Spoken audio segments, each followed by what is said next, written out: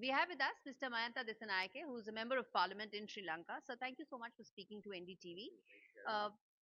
We're standing in downtown Colombo, and the mood right now on the streets, as far as the election is concerned, it looks like that it's essentially about two issues on which this election is happening, which is economy and jobs. Am I reading it right? Also, yes, certainly, and I think the third issue is anti-corruption as well. So we think our party, our candidate that you met earlier, has a fantastic team, a team that can really move the economy forward.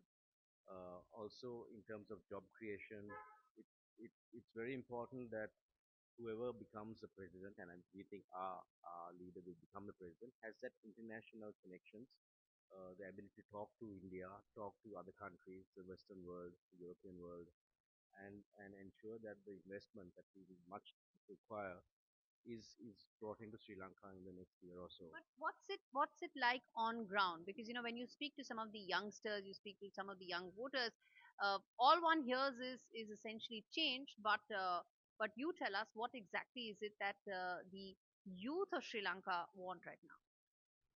Again, the youth do not want to have go back to an age where they have to stand in line to get their diesel, their fuel.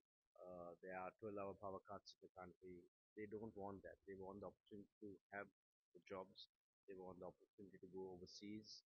They want the opportunity to travel. They want to be able to get married and live well. So, as you correctly said, it's only with economic stability and a vision to improve this country and get this country off the ground in terms of, uh, let's face it, we are a bankrupt country still. There are news coming in saying that the international community will kind of bail us out. Keeping in mind that it was the SJB and our team in Parliament that first said, look, we have to go to the IMF.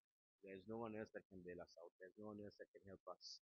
So we have to go to the IMF. At that time, the government laughed at us and said, we don't need the IMF. We have, domestic solutions that can solve all these things. Okay. And they went ahead, printed billions and billions of rupees, which further aggravated the crisis.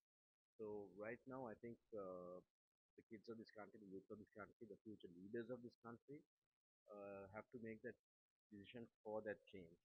Remember, our team does not have anyone who's corrupt. We are fairly a team.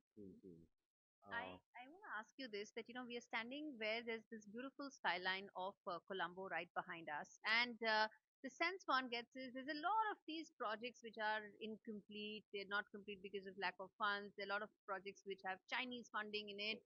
So, what does this tell in terms of Sri Lanka's infrastructure development from here on, and what would you envisage it to be to ensure at least the incomplete projects get completed? And do you expect more Chinese funds to come in so that they actually get completed? if you look across the sea here, Yeah, we are looking at the port city. yeah.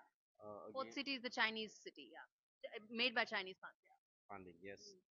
So port city is again something uh, that was on hold. When it started, then it was put on hold again. We are very keen to ensure that the funding that comes for port city is not just Chinese. I mean, the starting was of course Chinese funding, but there's opportunity in the port city as a free port, duty free, for other countries also to come in, and we have got a fairly good team politically who can make that happen. All right. Thank you so much, sir. Thank you so much for speaking to Thank me. you. Thank you.